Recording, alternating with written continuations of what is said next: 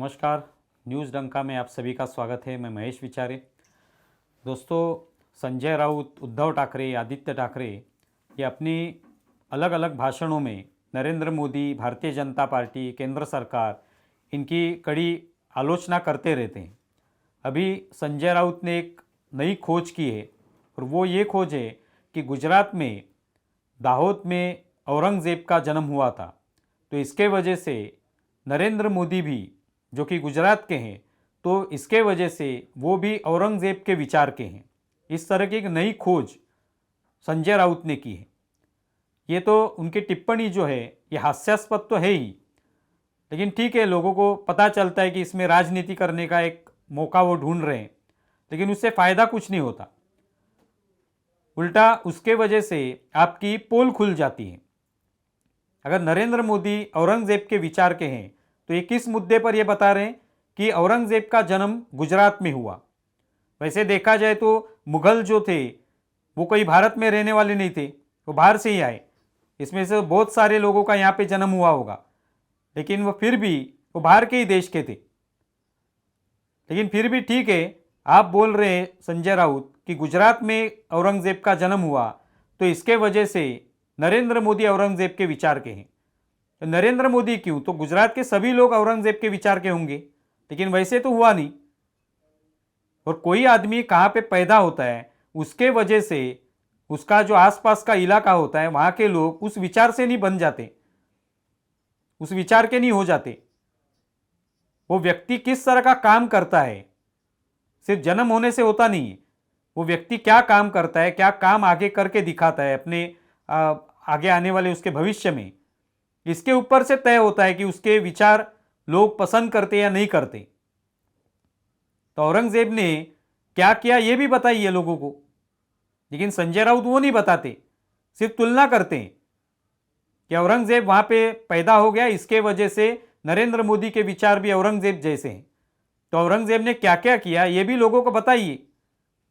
किस तरह से औरंगज़ेब ने धर्मांतरण किया, किस तरह से उसने मंदिर तोड़े, किस तरह से उसने हिंदुओं का एक कत्लेआम किया, बलात्कार किए, अत्याचार किए, उन पर जुर्म ढाए, ये सब बताइए ना। तो क्या इस तरह की जो विचारधारा है वो नरेंद्र मोदी की है? नरेंद्र मोदी ने तो अनेक मंदिर बनाए, उन मंदिरों का किस तरह से विकास किया ये भी हम लोगों ने देखा है ये 10 सालों में। और उसी राम मंदिर का जब निर्माण हुआ उसमें नरेंद्र मोदी का भी हाथ है ही। उस राम मंदिर के राम मंदिर निर्माण में या रामलल्ला की प्राण प्रतिष्ठा में आपको बुलाया गया था, लेकिन आपने वो निमंत्रण ठुकरा दिया। तो औरंगजेब के विचार का कौन है ये सोचना चाहिए। वो लोग सोचते हैं इसके बारे में। आप लोगों को पूरा मौका होता है कि बता दीजिए औरंगजेब ने क्या क्या किया, किस तरह से अन्याय किया महाराष्ट्र पर। अगर आप शिवाजी महाराज से तुलना करते हैं कि शिवाजी महाराज महाराष्ट्र में पैदा हो गए, तो शिवाजी महाराज महाराष्ट्र में पैदा हो गए इसके लिए वो बड़े नहीं हुए। पैदा होने के बाद उन्होंने क्या किया, क्या करके दिखाया, छोटे से समय में, कम समय में उन्होंने क्या करके दिखाया, किस तरह से स्वराज्य का निर्माण किया,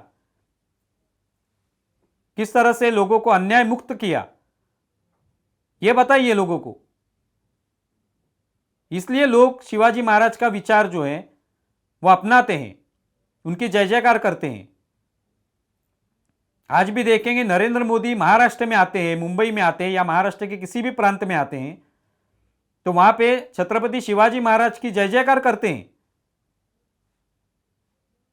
हर भाषण में होता ही, ऐसे नहीं होता है कि सिर्फ दिखावे के लिए होता है। पिछले बार वो सिंधुदुर्ग जिले में गए थे, कोंकण में जिला है ये सिंधुदुर्ग, वहां पे वो गए थे। वो पहले प्रधानमंत्री थे जो सिंधुदुर्ग गए थे। उस विभाग का विकास होना चाहिए ये उन्होंने बताया। क्यों? क्योंकि सिंधुदुर्ग किला है ये, जो छत्रपति शिवाजी महाराज ने वहां पे बांधा था, वो किला खड़ा किया था। उनको पता चला था किस तरह वो किले की आवश्यकता है स्वराज्य के निर्माण में। उस किले पर पहली बार प्रधानमंत्री पहुंचे नरेंद्र मोदी।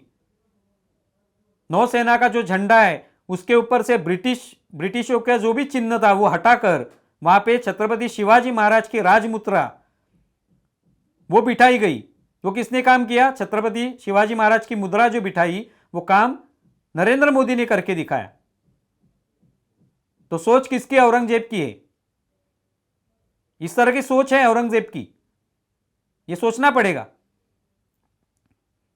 जब महाराष्ट्र में प्रतापगढ़ किले के नीचे अफजल खान की कब्र है, उस कब्र के इर्द गिर्द जो भी गैर कानूनी तरीके से कुछ झोपड़े बांधे गए थे, घर बांधे गए थे, वो तोड़ दिए गए। तो ये जब तोड़े गए तब पूछा गया उद्धव ठाकरे को, तो उद्धव ठाकरे ने कुछ जवाब नहीं दिया।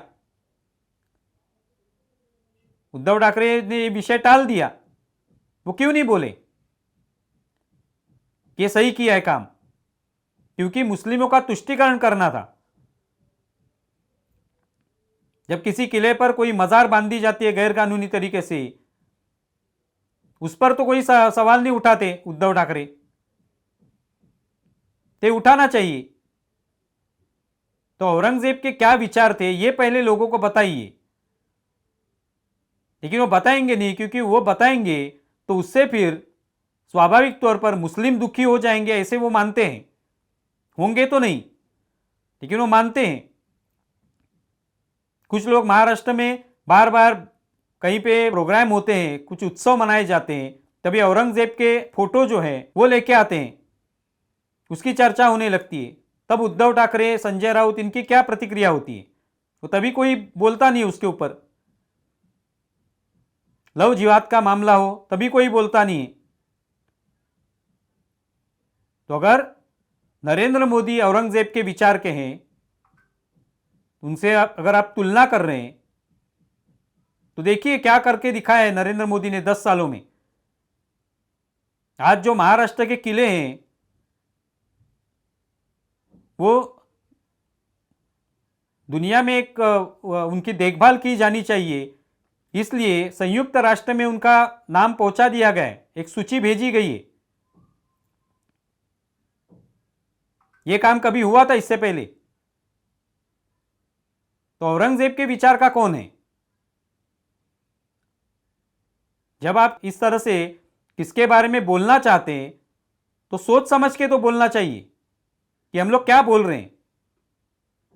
सिर्फ औरंगजेब जहां पे पैदा हो गया वहां पे उसी गुजरात में नरेंद्र मोदी पैदा हो गए, इसलिए वो उस सोच के हो गए। तो अगर आप महाराष्ट्र में पैदा हो गए, छत्रपति शिवाजी महाराज के महाराष्ट्र में, तो आपकी सोच क्या है वो भी लोगों को बताइए। मुस्लिमों का तुष्टीकरण करने के लिए आप जिस तरह से अपनी बातें रखते हैं वो लोगों को समझ में आता है, राजनीति समझ में आती है। तो इस तरह से तुलना करके एक तरह से खुद के पैरों पर कुल्हाड़ी मार लिए संजय राउत ने और उनकी पार्टी ने। लोगों को यह अपने आप ही पता चला है कि इसमें क्या सच्चाई है, किस तरह से तुलना होनी चाहिए। आप इसके बारे में क्या सोचते हैं ज़रूर बताएं। हमारा वीडियो ज़्यादा से ज़्यादा शेयर करें और हमारे YouTube चैनल सब्सक्राइब करें। धन्यवाद।